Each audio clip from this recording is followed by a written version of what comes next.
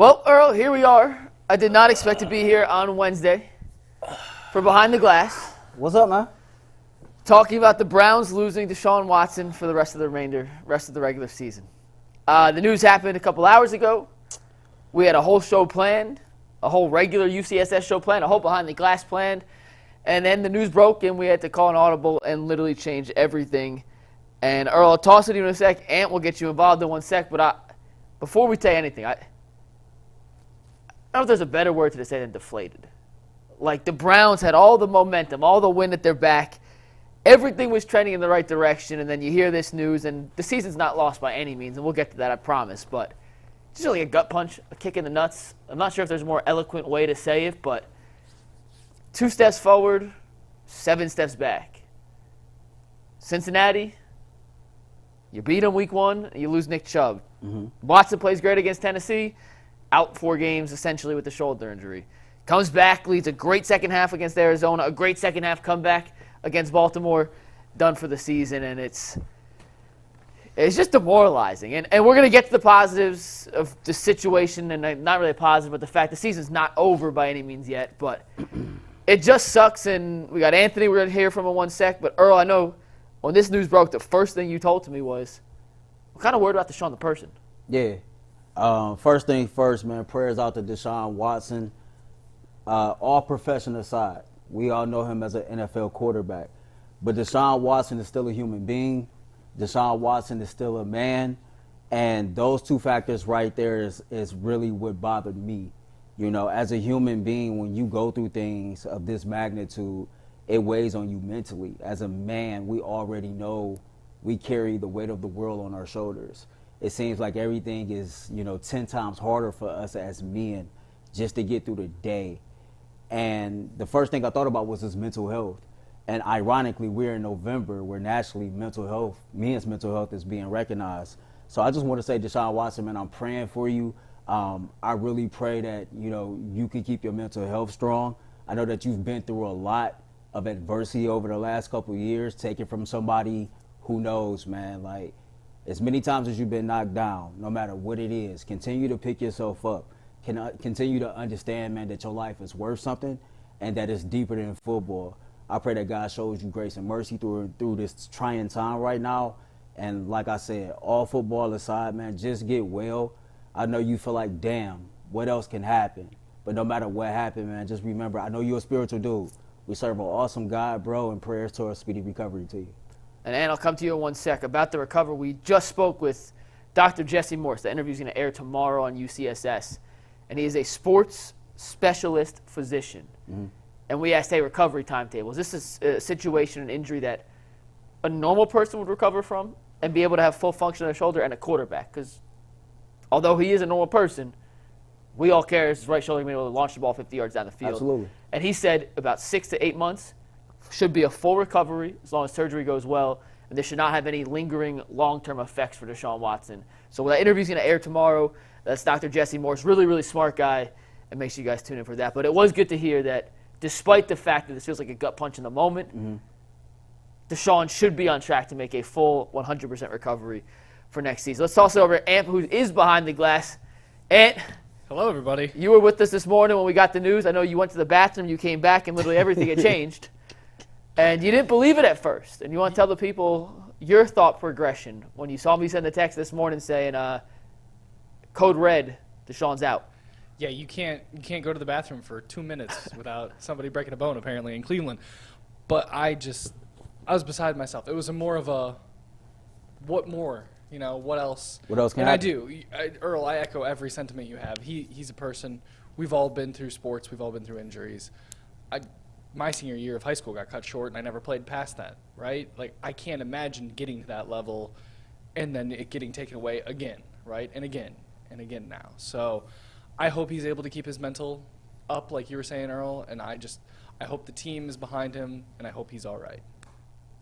It is crazy that Deshaun Watson, kind of the life cycle he's been through in Cleveland now. Yeah. Right? Like, yeah. He's been here less than 2 seasons. And I feel like if you were making a list of the things that Deshaun Watson has done or kind of gone through on and off the field, right? Mm-hmm. I can feel a 24-year career. Like in less than 2 years, it's been much longer than most players, and it's just crazy that you make the trade, and it was 100% the right move, Absolutely. 1,000,000% the right move. And you're looking at 2 years later, and you're just like, I want more. Yeah. Like we all want more of Deshaun Watson. Yeah. I mean, it's like just when you think we about to take off, something kind of like stalls our engine yet again. You know, over the course of his tenure here, he's played 12 games. He does have a winning record as a starter, you know, and he's had some bumps and some hurdles that he's had to clear. And it seems like every time he puts himself in a situation to clear those hurdles, here comes another one just standing at his doorway. Yep. And yet this is the biggest one. To know that he sustained that injury in the second quarter, you know, and for people to still, if you don't have to question Deshaun Watson's toughness anymore. You sustain an injury like that to where Andrew Berry said today, most people couldn't even lift their arm up after that. The man went out there 14 for 14, 139 yards, threw for a touchdown, and led the Cleveland Browns on a 12-play game-winning drive. And so just to show that type of moxie, you know, being able to gut it out and wanting to be out there, like, you know, in the moment with your team, leading them to victory, it just says a lot about who he is as a person. It says a lot about how he cares about being a leader of this team. And, you know, he said it himself today. It's one of those things to where he felt like they were finally starting to hit all strides with him under center as the quarterback.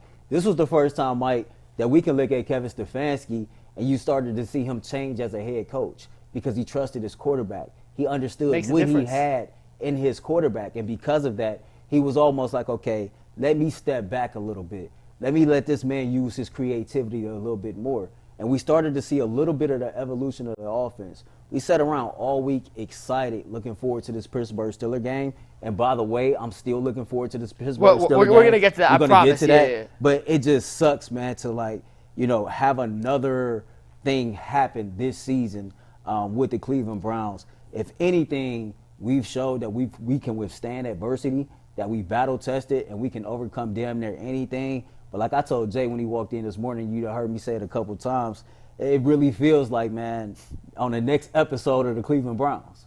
It's crazy. I got some numbers for you real quick. This is a little preview of a 5-piece McNugget stat on Friday that may not be as applicable now because Deshaun's not playing, but still worth noticing. So Deshaun hurt his shoulder in the second quarter. And Earl, we showed the play on UCSS today. Jake Burns tweeted out. You go to Earl's Twitter or Jake Burns' Twitter. Andrew Berry said it happened in the second quarter. The play that you tweeted was from the second quarter. We don't know for sure that's the play that it happened, but it seems pretty clear that that is the play. That's the play. Deshaun suffered his injury. In the first half against Baltimore, Deshaun was 6 for 22 with 79 yards. His average depth of target was 16.2 yards. That's way over NFL average. But when you hear the comparison, in the first half, he was launching the ball downfield. 16.2 yards, average depth of target. In the second half, after sustaining the injury, the average depth of target went from 16.2 to 5.9.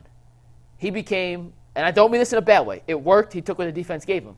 He became check down Sally in the second half. Did. And in my head, at the time, I was thinking, as we was watching it, we thought he was just taking what the defense was giving him. Well, it turns out the dude had a broken shoulder and couldn't throw. And I say that because go back and watch that 2nd and 19 throw to Amari Cooper, where he drove the ball down the field. It's about a 27-yard throw, 17 yards, about 10 yards behind the line of scrimmage, but really 24, 7 yards behind the line of scrimmage.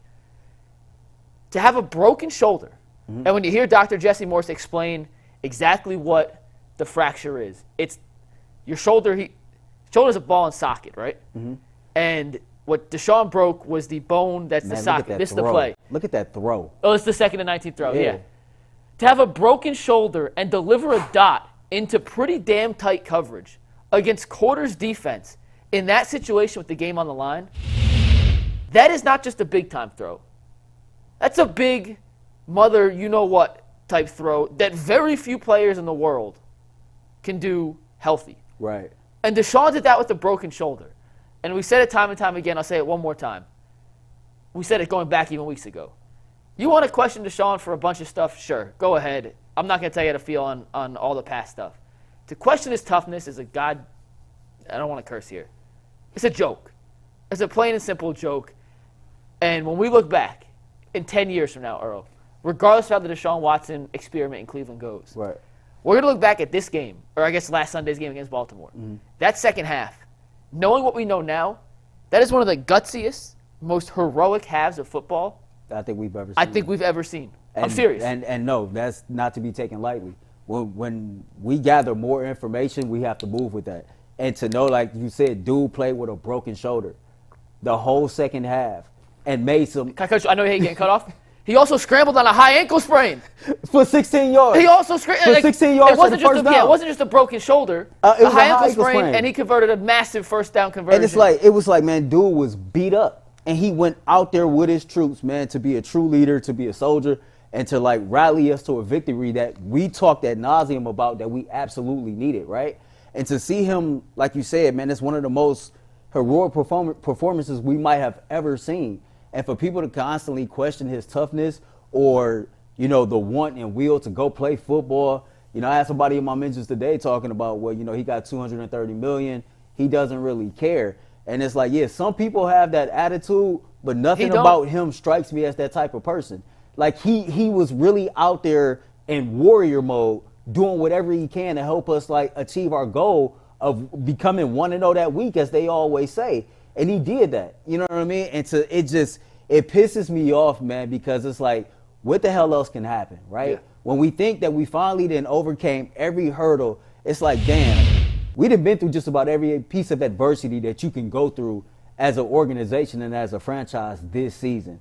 And to get to that moment and you feel like, okay, overcoming a 14-point deficit twice to win that game, and now we're finally feeling good about our team as a whole, knowing that they're battle tested, knowing that they can overcome like adversity, showing that resiliency when it comes to stress and things like that. And it's like, here we go again. But you know what, though, man? David Njoku was on this show last week, and he talked about the team chemistry, and he talked about this mantra that this team have when they're back against the wall, when nobody believes in them. I've heard Myles Garrett saying time and time again, we know who we are. Y'all might not know who we are, but we know who we are. You know what I mean? This week started off with Do It for Chubb, and it's like, man, just think about this season. We've lost a former Pro Bowler at tackle. All-Pro. You know, All-Pro, Pro Bowler, running back. You know, Pro Bowler at quarterback. And yet here we are at 6-3. We're still with the opportunity to be 7-3. And so it's like, now it's do it for Watson. It's do it for Watson, do it for Chubb. Do it for Cleveland. Do it for Cleveland. Like, you know, this is Cleveland.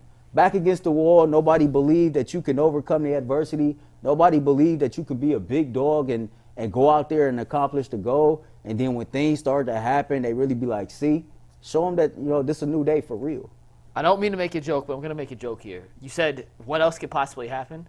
Well, of course, my mind goes to the worst-case scenario. Yeah. Kevin Stefanski at the crispy chicken gets shot in the leg. Like, he doesn't die, but just gets, like, shot in the leg and has to miss 2 games. Like, that's the – Kevin Stefanski I thought you were going to say Myles gets hurt. Why are you going to Kevin Stefanski getting shot? Well, we've already had guys get hurt. You said what next could happen. Like, that's just – like, I hope it doesn't happen. Can you imagine why was Kevin Stefanski in the hood? He was getting some chicken. It's great chicken. He was getting some chicken. Tyvis got I don't know if I can say it, but Tyvis went there today. Tyvis, he went there today? Something happened. His pocket got fatter, and he went to the crispy chick today. Yeah. You know what I'm saying? You guys know the backstory. We know what's going on. He went straight Draymond Green on Rudy Gobert. If you guys know, yeah. Yes. If you know, you know. Tyvis got the crispy chicken today. It is delicious, and that's what I'm saying. That'd be the worst case scenario. Whatever's the next worst case scenario, the Browns can overcome this, though. I'm pretty confident, at least in the immediate future. We'll talk about Pittsburgh in 1 sec, but Ant, you, and I love this about you, you operate a little differently than me and Earl. Oh, you don't say. You're and I mean this as a compliment, or not as a bad thing, but you're a secondary sports fan. Your life does not revolve around sports in the same way that mine does and Earl's does, but you're pretty knowledgeable, and you see things from a different perspective than us because you're not, I don't want to say not as invested, but you don't have that same roller coaster fandom that we do. Or fandom, whatever, you know what I'm saying, the same tie. How did you feel when you heard the news this morning? And now that it's been a couple hours, how has that changed from 9 a.m. when you were taking a crap and I texted you that he got hurt to now when you're directing behind the glass that you know what happened? Like how has that roller coaster been for you? I mean, so the first thought, every time something bad happens with the Browns, they're my home team, so the first thing is usually like this city, I get sad because like the city deserves to be happy. The city of Cleveland, for all the crap it gets, is a fantastic city, and I have loved living here my entire life.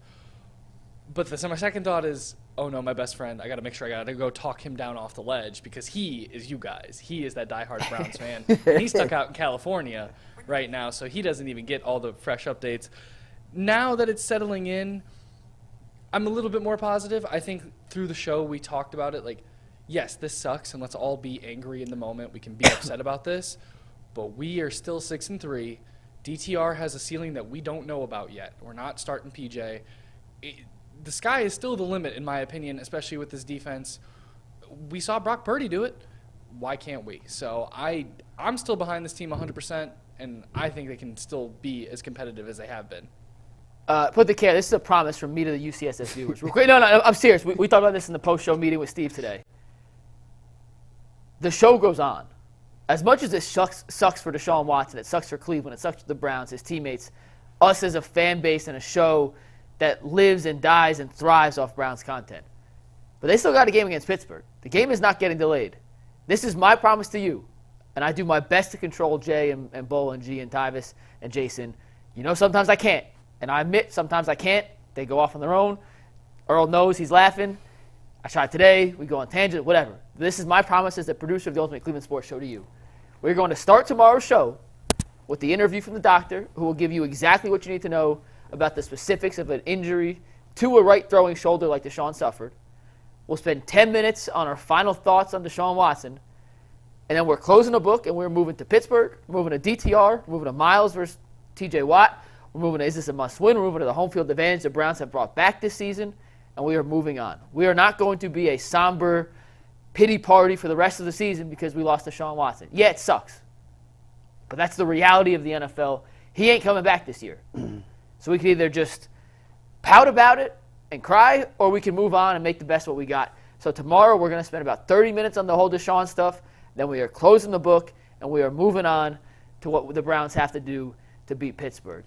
The truth of the matter is, you know how I am, man. When you thrust in a situation and things change, you got to accept where you are. This is the situation at hand. We don't have Deshaun Watson for the rest of the season. And the sooner that we accept that as a fan base, the sooner as the organization accept that, we can move forward with a plan to still achieve our overall goal. Because at the end of the day, it's still 52 other dudes in that locker room who believe that, you know, their season has not changed. Greg Newsome said it right away. I love that tweet. Yeah, if you'd have jumped off the bandwagon, you know what I mean, like, you will regret it. And so how I look at it, the same way you look at it, it is what it is. We have to move forward as a fan base, as a city, as a team, as a show. You know, we can't stop our show because we can't talk about Deshaun Watson every single week. Yeah. You know what I mean? It is what it is. But I have extreme faith in this team to be able to, you know, galvanize the troops and to push forward. This is a group of dudes who believe that they can beat anybody with anybody. And at different occasions throughout this season, we've seen them have to overcome some serious hardships that we know for a fact Browns teams in the past wouldn't be able to overcome. You think about P.J. Walker starting against the San Francisco 49ers at the time that they came in here undefeated. Brock Purdy was probably the leading candidate for MVP and things like that. You know, you just think about different occasions throughout this season to where our back was against the wall, the odds were stacked up against us, and we came out victorious.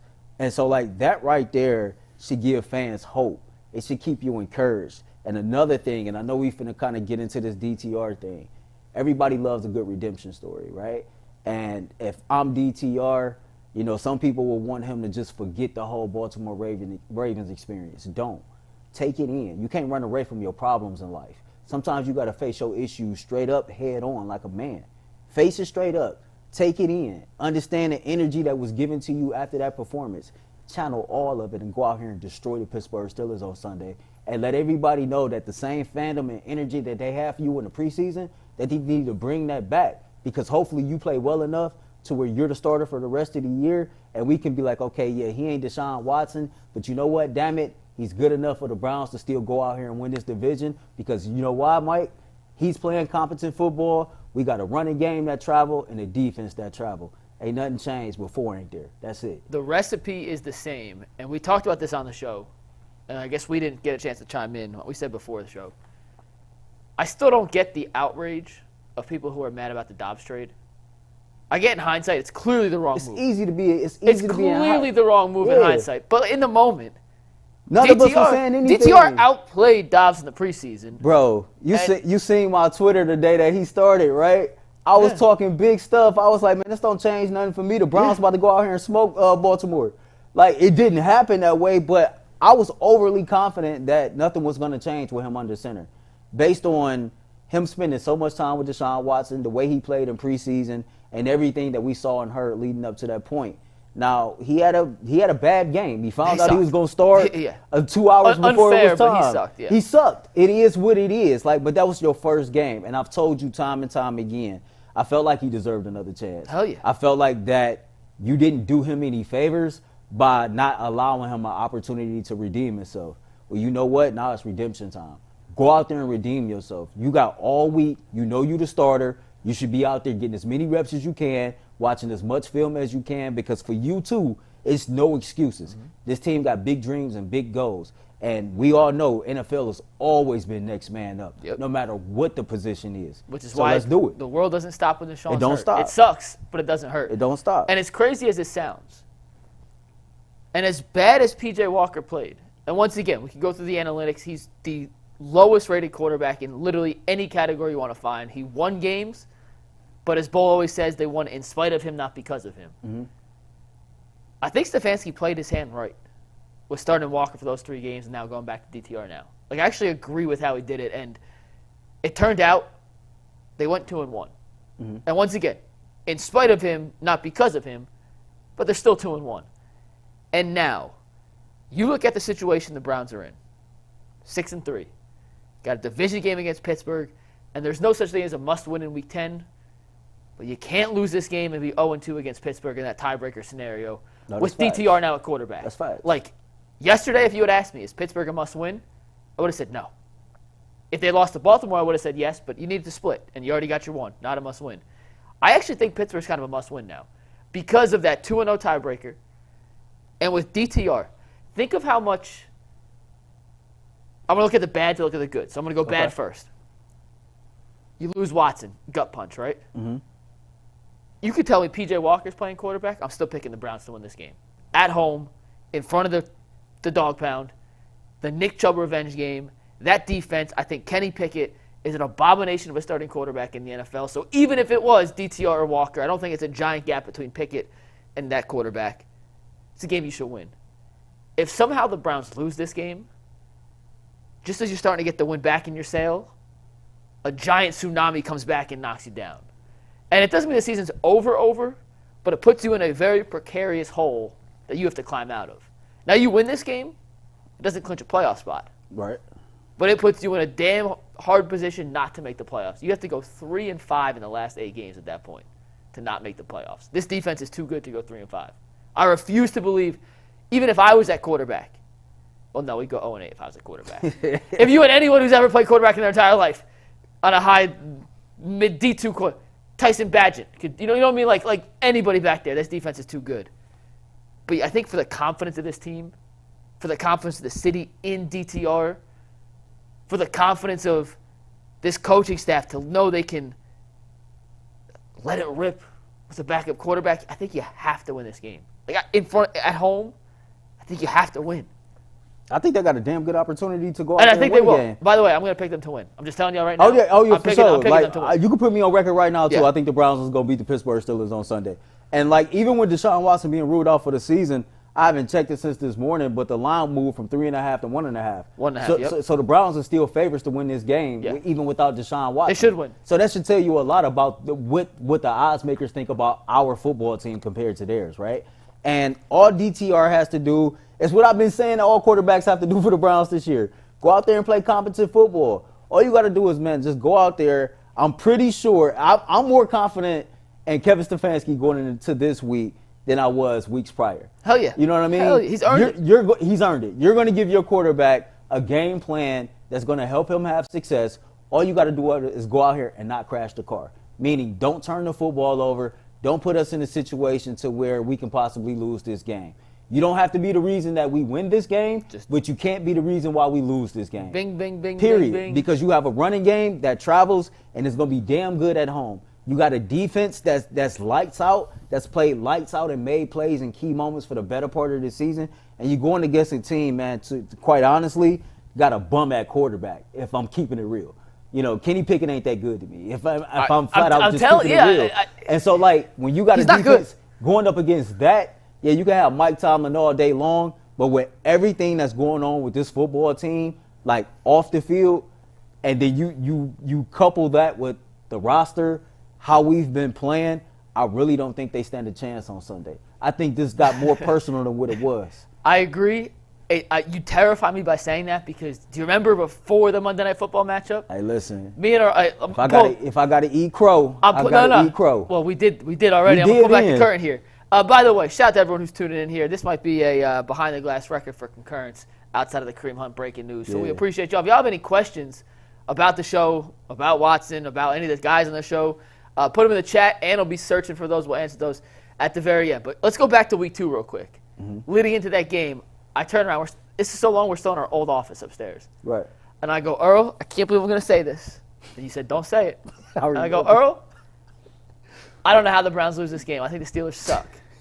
And you look at me, you go, I'm glad you said it because I was feeling the same thing. Steelers are ass. And we were like, there's no way. I'm like, Watson's better than Pickett. Chubb's better than Najee Harris. Miles is better than TJ. Our secondary is better than theirs. Our defense. How do we lose this game? Yeah. And then we lost the game. So I just hate the.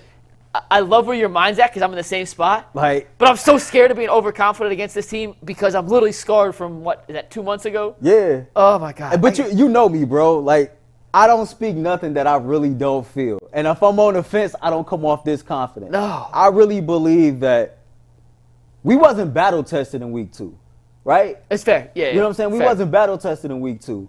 We had no idea what we were going to go through as a football team in week 2. And you fast forward to where we are now, man, it seemed like we done been through hell and back. You know what I'm saying? And it seemed like we done jumped every hurdle that's been put out there in front of us. And then some. We done had our head coach, like, actually grow as a head coach throughout this season. And it's like to the Cleveland Browns, if I'm a player in this locker room, it's just another thing that didn't happen. It's just something else for them to go out there and to prove to people, like, we're not the same old Browns. No matter what you throw at us, no matter what goes on this season, you can't break us. You know what I mean? And I just feel like being at home in front of that fan base, I feel like DTR, this is your redemption game. I feel like you're doing it for Chubb. I feel like you're doing it for Watson. I feel like Myles Garrett is playing lights out, and he's going to be the dude that step up and is going to say, you know what? We refuse to lose. Like, that's what I feel, bro. So we had the conversation this morning about how none of the quarterbacks have really kind of taken the MVP race by chokehold yet, right? And you said, well, hey, if there's ever a year a non-quarterback's going to win, it's this year. If somehow this Browns defense plays at the same level they've played at for the first 11 weeks of the season, or 10 weeks, 9 games, whatever it is, and Myles Garrett continues to put up numbers like he has, and this Browns team goes 5-3 down the stretch to finish the season 11-6. Maybe 12-5. Maybe honestly 12-5 for where I'm going, which is possible. The record's not a gauntlet.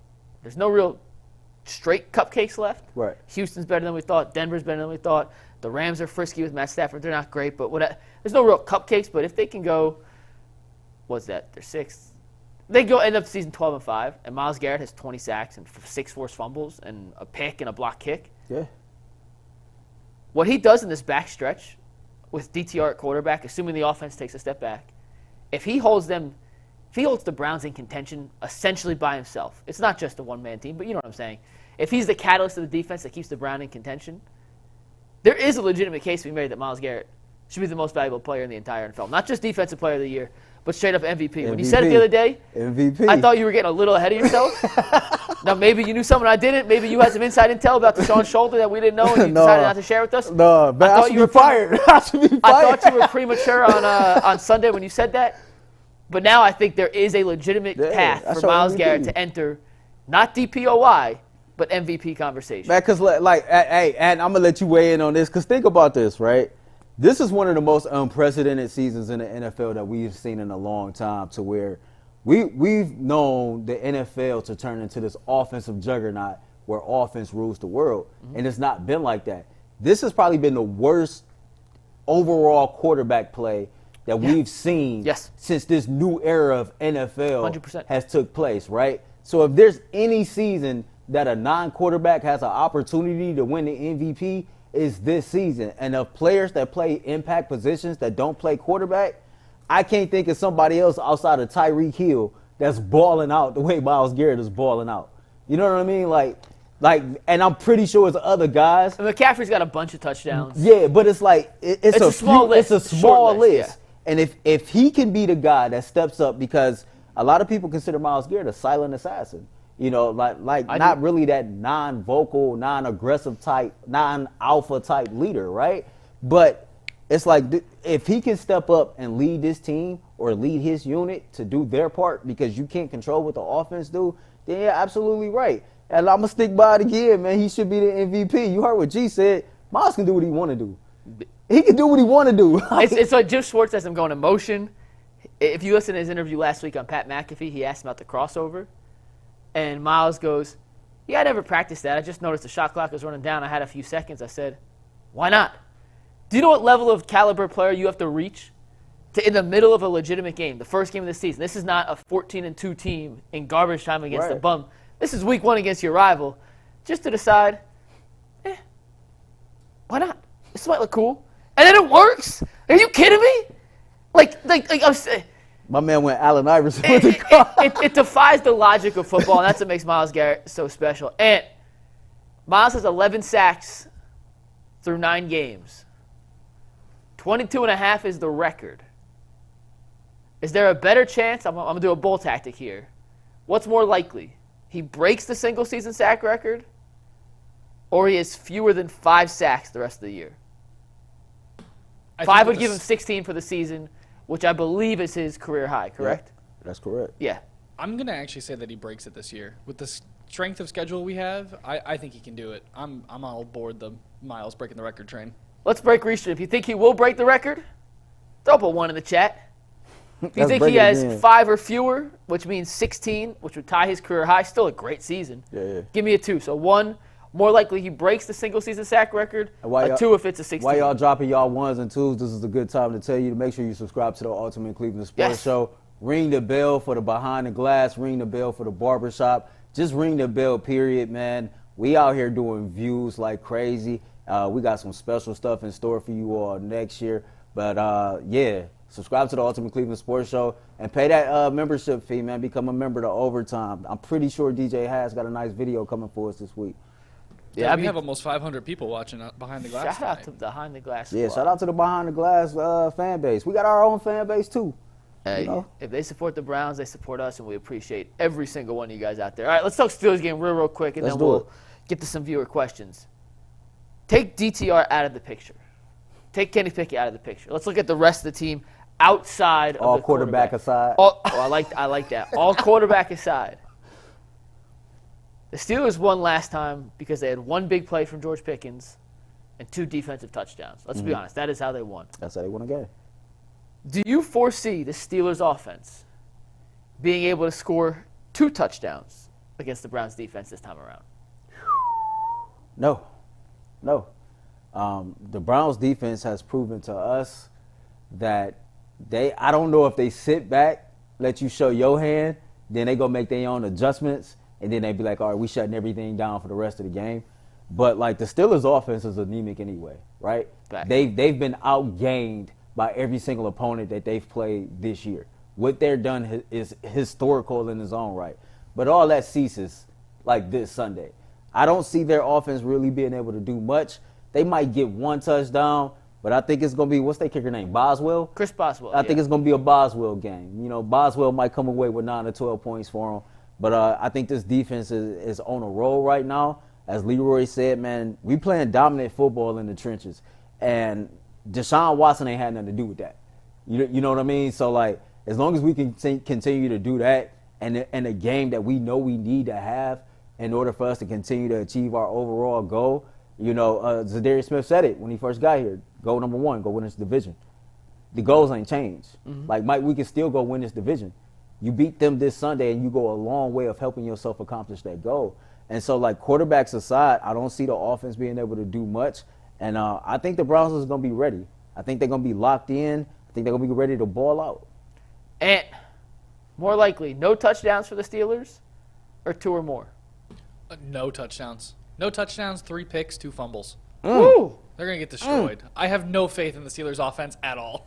Is that the That's the second person on the behind the glass team that just said that the Steelers is going to get destroyed this Sunday. I don't know if I go as far to say destroyed. He's scared, Joel. But I am picking the Browns to win. So what destroyed? What 3-score win? You have to win by 3 scores to be destroyed. Or what's the range of destroyed versus got your ass kicked? We beat them by double digits. I'm thinking it's another shutout like Arizona. Ooh, Whew. that's bold. Hey, bold. mark that. And I'll I'm stand clipping on that. Yeah, clip it. I'm clipping that. I'm taking a shutout against Pittsburgh, and if we score, we're going to have at least 1 defensive touchdown. So we might win 14-0, 21-0 again. All right, well, 21-0 is getting destroyed. See, That's past the stick status. yeah, well, yeah, that's quit. Like, that's you got to quit. Yeah, you're you got to done. pass the sticks on that. got 21. Yeah, You're done. it's over Imagine with. that was a rule in the NFL. It should be. That actually would be so fun. If you get down 21, you just game over. Game over, Done. bro. You know how fast some teams would start? Like all right, like the Niners, for example, right? You got Debo's kind of banged up. You want to get Trent Williams back in the flow. Yeah. Well, the Jaguars couldn't stop. You just go 3 straight drives, score, boom, boom, boom. All right, Game we over. out. Peace. Peace. Fly out. If you were in Man. London, you would go, 4th down from the get-go, try to get 21 real quick. Can you imagine you sitting down trying to watch your Giants last Sunday? No, I don't watch them anymore. I was telling you this morning, that's why this season has been so wonderful, because I'm a straight-up Browns. Everything I do is Browns, Browns, Browns. I don't think of a single flying F about the Giants. And they are absolute. My dad won't even watch anymore because they're so pitiful. Yeah. And now, I still believe in the Browns way more than I believe in the Giants, but I went from Deshaun Watson to Tommy DeVito. Hey, real quick, man, because the fans don't know this. This morning, Ant stepped out to use the bathroom. And we put the finishing touches on the show. We put the finishing touches on the show. And I looked at Mike. I say, man, we're going to make some money past the regular season. The Browns about to be in the playoffs. Fact. We about to get busy. We about to get paid. Less than 60 seconds. He goes, Earl, new Canva, breaking news. And he paused. He goes, Deshaun Watson is out for the season. I had to make sure. It was said, real. what? I had to make sure it was. I had to confirm that it was real, because Man. you know how many times we get duped with those fake accounts. I had to make sure. Listen, it was real. Only a couple people gonna feel what I'm about to say, right? So November should be a joyous time for me. You know what I mean? Like it should. This is my month. Like my birthday tomorrow. I should be happy. I should be. Oh yeah, pumped. happy early birthday! By Thank the you. way. I should be pumped, right? But like I've had things happen when it comes to my fandom. So y'all know I'm a big rap music dude, right? All my videos I post with rap music in it. A couple years ago, man, one of my favorite rappers, Mo3, you know what I'm saying, was murdered in the month of November. 2 years ago, probably one of like the most slept on rappers ever, Young Dolph, murdered in November. R.I.P.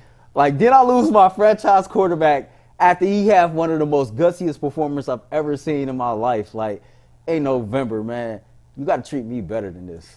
Like I'm supposed to be the king of the fall, the king of November, and this is how you do me? Yeah, it's That's how not. you do me? All I want to do is go to the playoffs, man. I just want to do some post-game shows. Here's the good thing. Like, I know Earl jinxed it this morning, and really bull jinxed it yesterday by saying number 1 seed or missed the playoffs. What's more likely? And literally 7 hours later, this happened. So that's on Bull. If you want to blame anyone, blame Bull. Earl was the secondary jinx this morning. But besides all that, the Browns still have a damn good chance to make the playoffs. Like, let's be totally honest. They have 8 games left, right? I keep forgetting. This whole 17 game throws me off. They've played 9. They got 8 left. If they go 4-4, they end the season at 10-7, and that's why this game's so important. 10-7 is where I think there's gonna be a couple teams in that 6, 7, 8 spot with 10 wins. You need the tiebreakers, or would ideally have as many of these tiebreakers as possible. And Pittsburgh is another one of those teams. If they win, then they have to just go 3-4 the rest of the way to finish in that 10-7 spot. You need this win. You need these tiebreakers, and even with that, this defense, like I said, is good enough to give you a 500 record throughout the rest of the season. Like, the teams they're playing aren't great. They're not bad. But the Browns are better. Top to bottom, the rosters are better than every one of those teams, minus maybe Cincinnati. yeah. And I said maybe for a reason. You could convince me that with Joe Burrow versus DTR, that quarterback differential is enough to give Cincinnati. Well, whatever. They should be able to go 4-4.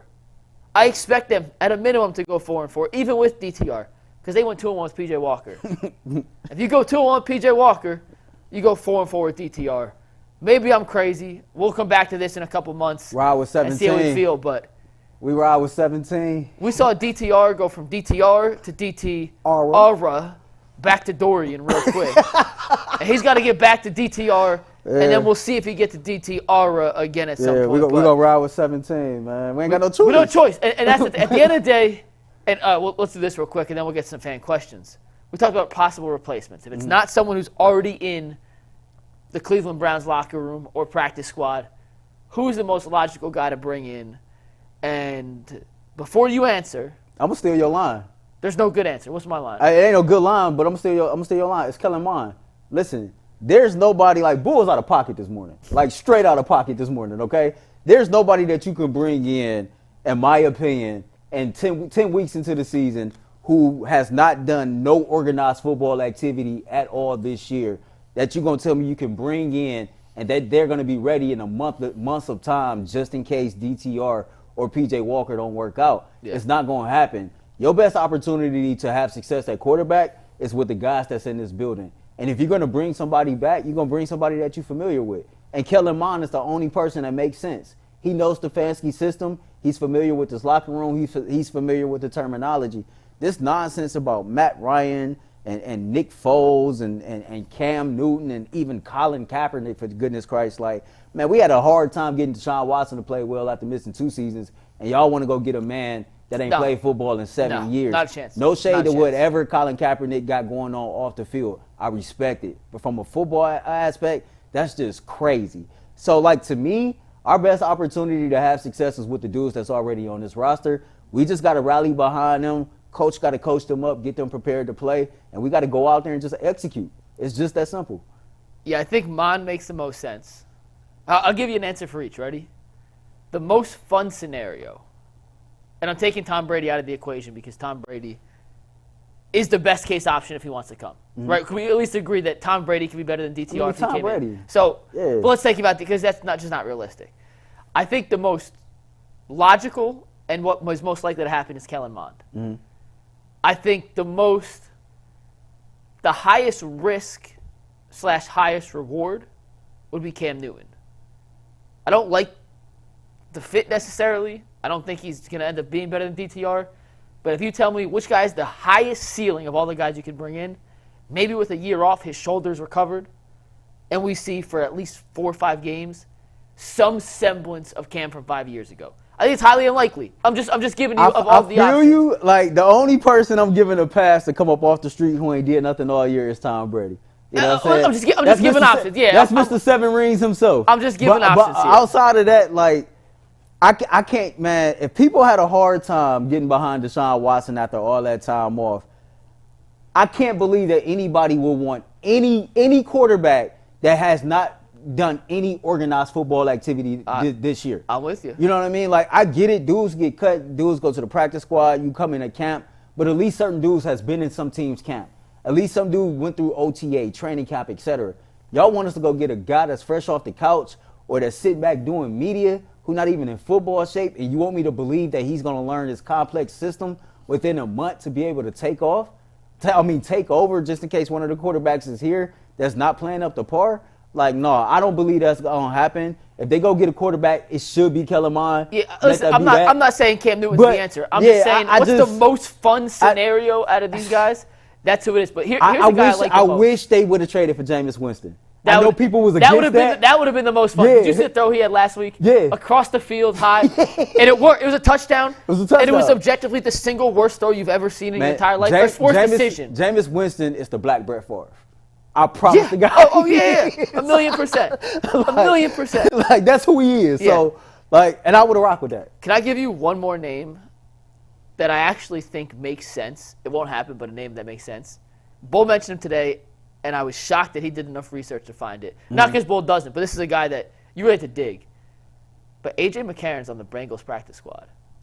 A.J. McCarron played for the St. Louis Battlehawks in the XFL this past season, won MVP not MVP, but won the offensive player of the conference in the XFL. Mm-hmm. He turned down a backup job in the NFL this year to go play in the XFL because he wanted to play. He was like, I appreciate that, but I want to go chance. I got a young kid. I want him to see me play football. Yeah. He played well in the XFL. He's on a practice squad. He has NFL experience. He's not that old. There's not like a Matt Ryan who's 38. He's, I think, 31, 32. Mm-hmm. He won at the highest level at Alabama, which doesn't always translate college to pros. But that's a guy who, he's on a practice squad, but he turned down legitimate NFL opportunities to get a chance to be a star in the XFL. You know what I'm saying? It's not like he was washed up, couldn't play in the NFL, went to the XFL. He went because he wanted a chance to be a star versus being a backup and get a chance to actually play. Now with the Bengals, allow the Browns to poach a guy off their practice squad? I'm going to say hell no. They would just sign him to the 53-man roster and kind of negate that. But he's a name that, at least in theory, on paper, has the prerequisite skill set, age, cheap, and experience to potentially be an upgrade. But at the end of the day, I'm rolling with DTR. Yeah. At the end of the day, like all these guys, you could make the case, this makes sense because XYZ. I'm still rolling with DTR. Yeah, facts. I'm rolling with DTR, and PJ Walker is my backup. That's just what it is. Like, yeah, that's what it is. And quiet as it's kept, fans probably won't agree with this, but no matter who you bring in here, I trust those two dudes more than whoever you finna bring in here off the streets. They've been here. They understand this locker room. They're part of this team chemistry. They've played some meaningful snaps. Even if it was ugly, they've still been out there in the trenches. Mm-hmm. I'm not finna trust nobody that's just walked in this door who ain't got a blues clue about anybody on this team, the adversity that we went through. And even if they sit back for a month and get quote-unquote ready, give me one of the dudes that went to war for me when our back was against the wall all season. Yeah. You know what I mean? That's how I'm rolling. So I'm with you. I'm rolling with DTR, and I really don't give a damn who you go sign. There are other options, and we talked at the deadline. Like, I was all in favor of the Browns trading for a quarterback at the deadline in case of this emergency situation. And you could say, well, now you're flipping. Well, we're 3 weeks past that. You know what I mean? Like, at this point, I just don't know what the benefit of bringing someone is in at this point who's not familiar with the system. And I know he's about to do that. Hey, somebody said RIP Dolph. I double that. RIP Dolph. RIP. Long live the flipper. And we got any questions, super chats, things you want to add in? Yeah, so we have 2 super chats real quick. One from Sandu. I'm getting drunk right now. I'm convinced Jesus was nailed to the cross here, and I'm assuming he means here in Cleveland. So it is a cursed city. What is he drinking? I don't know. He didn't say what he's drinking. So if you want to drop that in the chat, I'll keep an eye. Dark kind of day. Man, every day is a tequila day, though, right? With that comment. Every day is a tequila day. Every day. Well, every tequila day. is the preferred, but I feel like on a somber occasion, I'm not pouring a nice bourbon. Well, I'm broke, so I would do cheap bourbon or whiskey. But it'd be like that sometimes, Mike. Yeah, it is. Earl, remind me to tell you about the tequila I had at the wedding this past weekend. Did you burn it down? Second one. He probably did. What was that? Nothing. Watson has to adopt the Mamba mentality. He can do it, which no, he can't. I don't know what Mamba mentality you're going through. I think he means coming. I think he means coming back from a torn Achilles. Oh, coming back. Yeah, absolutely. Yeah. I think that's what he's assuming. I would hope so. Yeah.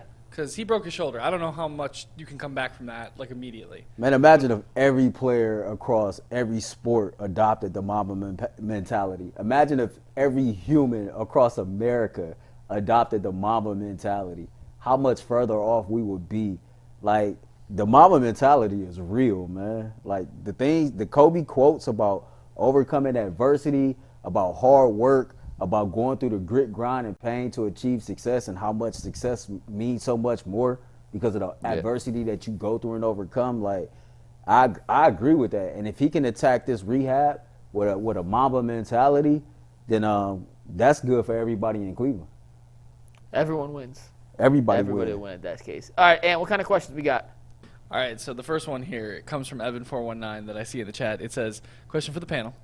Can we get a fantasy update on who is likely to make a music video as a punishment? Now, we haven't actually locked down that as a punishment, but whatever punishment is going to happen, it's probably going to be me this year. I am currently sitting at 2-7 as the sole. 2-8. Am I 2-8 now? Don't give yourself 2-8. too much. I would have been 3-7, but I lost by 4 points this week, even though I'm outscoring Leroy and Jason both by like 300 points each. Yeah. I'll give a full update real quick. Yeah, go for it, Mike. G. Bush, Jay and his son, and Steve Becker are all 7-3. Myself and Tyvis are 6-4. Earl, G, and Allie are 5-5. Holly is 4-6. Jason and Leroy are 3-7. And there's Anthony with 258 more points than Leroy in dead last. I feel like this. I have consistently put up 150-point weeks and gotten blown out. You just playing the wrong people at the wrong time. Oh, yeah. You can't be on no worse than me. I go play. Well, this what happened. Week. I went and played the one man that's a part of UCSS that probably got more money than everybody else on UCSS combined. And Dak Prescott is out there going off. And what do Jay Crawford do? He calls Jerry Jones in Dallas and tells him, hey, I'm playing Earl of Pearl in fantasy. The Yacht Boys need this victory. Go ahead and take them out the game. And I ended up losing. And if it makes you feel any better, you have faced the most points of any team in the league this season. So opponents that you've played, you have been 6 more points than I. I was in number 1 till this week. You surpassed me. Do you know who's played the least amount of points this season? Leroy. Earl the Pearl. Oh, Earl's in 10 games. And he's still almost at the bottom. What's your excuse? Listen, in 10 games, Anthony, teams that you have played have scored 286 more points. That's 28.6 points per game more Anthony faces than Earl. So just throwing that out there. Hey. It's been a rough season, I'm not going to lie. Yeah, but you know what, though? I'm going to win this league. Hey. I'm just trying to make it I'm so going to win I this don't have league to do or a I'm cut. punishment. No, I'm not. No, I'm not. I was about to say something that I didn't even go my word to be compromised. I was going to say either I win this league or I cut my hair. But nah. No, don't do that. That That's ain't not gonna worth happen. it. That's not worth it. G wants me to eat some Atomic Hot Wings if I lose, which I think that's a good idea. You should eat Atomic Hot Wings while doing a music video. Oh, my God. I think that's a better I don't know if I idea. can sing as it is. I don't know if I can sing after eating Atomic Hot Wings. I want both. All right, what's next? All right, so from Sean, Earl and Mike both, your favorite happy and or sad memorable Cleveland sports moment? I'll let you go first. You the guest. Well, I mean, listen, sad was a Jets game last year. Or today. Honestly, you know what? Honestly, today. Today? This hurt. This ain't hit that hard for me, but go ahead. Well, but I've been here a year and a half, so it's a little different. Like,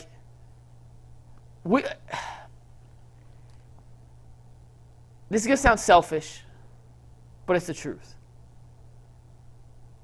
Our show depends on the Browns winning. Not that we collapse if they lose, but like the numbers back it up. When the Browns win, we do more views. More views is good for advertisers. More advertising means more money. We're not directly tied to the Browns winning, but Browns winning helps us tremendously. I finished last Sunday's postgame show saying, this is one of the 4 or 5 best teams in football. Mm-hmm. We're going to have postgame shows just like you thought, into the playoffs. This is a playoff team that's not just good enough to make the playoffs, but win a game or 2, maybe 3, and make the Super Bowl. Hell, this team was good enough to win the damn Super Bowl. And to see, and I hope I'm proven wrong, maybe DTR is Brock Purdy. Like, we'll find out. But in this moment right now, before we've seen DTR play again, and I reserve the right to change my judgment based on DTR if he comes out and plays phenomenal, I think we went from a team that could win a couple playoff games to a team that is going to contend just to make the playoffs. They can make the playoffs, but I still think we can make the playoffs and win a playoff game. Okay, sure, we can win one, but I just don't think we're in the same conversation that we were I'm not before, walking around with my chest out no more telling everybody we're going to play in the AFC Championship. So that's my point. So no matter what you saw, your expectation for the ceiling of this team dropped. We're not there, but if they got there, cool. You know, somebody said it earlier I go today. freaking crazy if they get there. I mean, the 2016 Cleveland Guardians made it to the World Series and nobody thought. But speaking of the Guardians, the saddest sports memory in Cleveland for me, I was 9 years old, turning 10 in 1997. You still hate Jose Mesa. I hate Jose Mesa. He told me that. He told us this the other day. Yeah, I really hate Jose Mesa. That was the first time, in my fandom, that I got my feelings hurt. You know, and when my teams used to lose, I used to cry uncontrollably, and I would end up getting in trouble because my mother used to be like, "You're not making no money. You're a kid. You should be more worried about your grades than these dudes losing." But that was the worst thing ever for me. Greatest Cleveland sports memory is easy. It's gotta be the championship, right? Man, I'm not exaggerating when I say this, and I tell my kids this. That's probably the happiest moment of my life. It's the day that the Cavaliers won the championship. It was on Father's Day too, and so I never thought that I would see one of my teams win the championship. I thought, like, okay, like, people die every day. And, like, you know, like, I read people dying every day. And then I'm getting older and older. And I'm looking at it like, man, I ain't going to never see no World Series. I ain't going to never see no Super Bowl. I ain't going to never see no NBA championship. And when the Cavs won that Game 7 against the Golden State Warriors, man, I kind of been walking around since then like I'm a die champion. That's the only thing that really matters. So yeah, hey, that's the best feeling in sports, no matter what it is, to win a championship for a team you care for. Yeah. My happiest Cleveland memory, and this is once again prisoner of the moment, was Sunday. That comeback win. I literally left that. We left the postgame show, which we had set a new record for views on, which was awesome. And I'm like, this team can win the damn Super Bowl. And once again, I've been here a year and a half. Y'all know I've been all around for work and came here, and I love it here. But that was the best win since I've been here, and it's not close. Tell me I'm wrong. No, you're right. So for me, that was like the pinnacle of, we have all said all offseason, this Browns team can be special. Deshaun came back, and this defense is what we thought they were. This team could be special. And that was, to me, it was, we had eclipsed the roller coaster. You go up, up, up, up, up, up, and you're finally at the top. And then the fun begins. The Browns had just reached the top of the roller coaster and were about to go down in the free fall, in a good free fall, like the fun free fall of, we're a team that can compete with anybody. We expect to beat everybody. Let's go win a damn championship. And I went to bed that night, and I said it on the post-game show. I tweeted in the morning, Cleveland, you can sleep happy because you got that dude under center. Yeah. And it's such a good feeling knowing you have one of those 5, 6, 7 dudes in the entire NFL that truly, truly matter. And that's why that was so my high. And today was so low because I went from the pinnacle to the freaking basement in a day. And, like, I didn't even take the stairs. And that hurts for you because you haven't even really seen a real pinnacle here. That's not, like, it's my own personal pinnacle. You haven't seen it. I know somebody in the chat just said 2016 was the Indians, not the Guardians. I know that, but they had a name change. It's always one. My name is Earl. If I change my name to Tim, I don't care if my name was Earl in 2023. You better call me Tim. like it's always that one, man. I know that Guardians Indians thing, man, it's touchy for people. Yeah. But we got more positive moments. It's coming. There's still plenty more coming. It's coming. And what's next? All right, so next, I think you guys answered this for the most part, but Simple did want to ask if you guys could pick one QB right off the street who hasn't played at all this year. In the last couple of years, who would you pick? And I'm assuming, Mike, you're going with Cam Newton. Cam or AJ McCarron, depending on what technically qualifies as hasn't played this year. If I absolutely just have to, for the sake of answering the question, I'll go Cam Newton. Cam Newton? Yeah. Yeah, I'd probably take Cam too. And then Earl, ham or prime rib for Christmas? Oh, easy. Prime rib? Yeah, easy. Yo, so I'm going to Bulls for Thanksgiving. Uh-huh. And Bull did not tell me this before I said I'd go. So, real quick, it's not that my parents don't love me. Like, I was invited home to Jersey, but we got a giant show on Friday. So I was like, I don't want to fly home to come back, so I'm doing Thanksgiving here. Bull invited me over. Thank you, Bull. Bull goes, hey, by the way, Mike, hope that's not an issue. We don't do turkey on Thanksgiving. We do prime rib. I was like, issue? I'm bringing a goodie bag to bring home seconds, third, and fourths, and fifths. I'm going to prime rib all weekend. So shout out, Bull. Hang out with my parents. Shout out, Bull. I hope he makes a good prime rib. I'm about to roast his ass if he doesn't make a good prime rib. No offense, but Bull looks like a guy who knows a good prime rib. Yeah, he do. I done had some good prime rib before, man. Yeah, it's always prime rib over ham. Yeah. Like, ham's a deli meat. I love ham, but ham goes on sandwich. Prime rib's like a meal, an event. Yeah. Guys, we got some funny, I'm going to read these. We have some funny fantasy football punishments that people have done or suggesting for me. Perfect. Let's see here. I got to go through the chat. I'm so sorry. The issue is if Leroy loses, Leroy won't do it. That's the real issue. So that's true. So Jason and I will. You just have to beat Jason. Like, forget Leroy in this, Ant. Your mindset really has to be on beating Jason. I did win against Jason this year.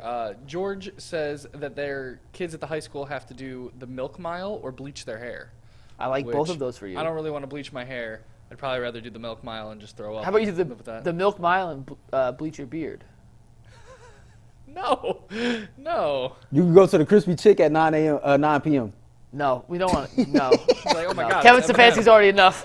Can't have too many casualties. I'll go to the Crispy Chick at 1 in the morning and order food if I lose fantasy football. Sir oh, that's bold. That's bold. I'll do it. Sir Grizz suggests yesterday. I should wear a giant ant costume to the New York Giants tailgate party. That could be fun if we could find a costume. I don't think that's much of a punishment. They don't but play it the would look Giants. dumb. they don't play the Giants. New York Jets. I read that Jets, wrong. I okay, apologize. Yeah. That's a Thursday night game.